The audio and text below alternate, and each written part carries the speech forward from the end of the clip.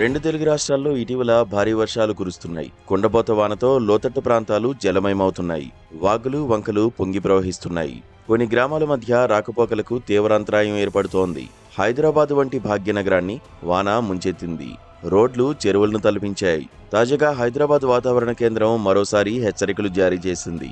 ద్రోణి ప్రభావంతో తెలంగాణ వ్యాప్తంగా 2 రోజుల పాటు భారీ వర్షాలు కురుస్తాయని వెల్లడించారు.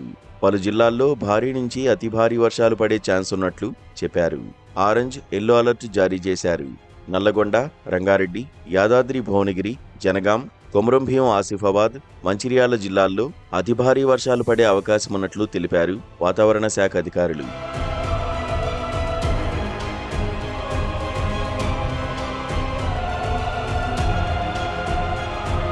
ఇక ఈ జిల్లాలో గంటకు 40 నుంచి 50 కిలోమీటర్ల వేగంతో ఈదురుగాళ్లు వీస్తాయన్నారు.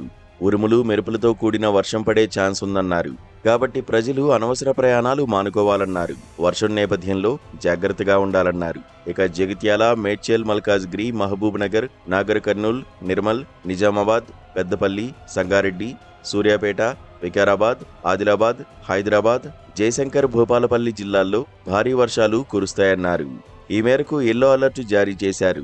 హైదరాబాద్ నగరంలో కూడా 2 రోజులు వానలు పడే అవకాశముందన్నారు. ఆఫీసులు, ఉద్యోగాలకు వెళ్లిన వారు త్వరగా ఇళ్లకు చేరుకోవాలని సూచించారు.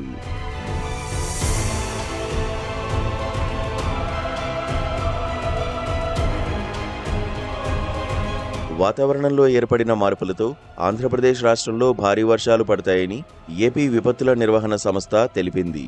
ఏలూరు, ఎన్టీఆర్, కృష్ణా, గుంటూరు, బాపట్ల, పల్నాడు జిల్లాల్లో పలుచోట్ల పిడుగులతో కూడిన మోస్తరు నుంచి భారీ వర్షాలు కురుస్తాయని వెల్లడించారు. అల్లూరి, కోనసీమ, తూర్పుగోదావరి, పశ్చిమ గోదావరి జిల్లాల్లో పిడుగులతో కూడిన మోస్తరు వర్షాలు కురిసే అవకాశముందని తెలిపారు. ఉరుములతో కూడిన వర్షం పడే సమయంలో చెట్ల కింద నిలబడరాదని సూచించారు వాతావరణ శాఖ అధికారులు. మరోవైపు విజయవాడ నగరంలో భారీ వర్షం పడింది. ఉరుములు, మెరుపులతో కూడిన వాన కురిసింది. భారీ వర్షం ధాటికి నగరంలోని పలు లోతట్టు ప్రాంతాలు జలమయమయ్యాయి. భారీ వర్షం నేపథ్యంలో వాతావరణ శాఖ అధికారులు ప్రజలకు పలు సూచనలు చేశారు. లోతట్టు ప్రాంతాల్లో అధికారులు సహాయక చర్యలు చేపట్టారు.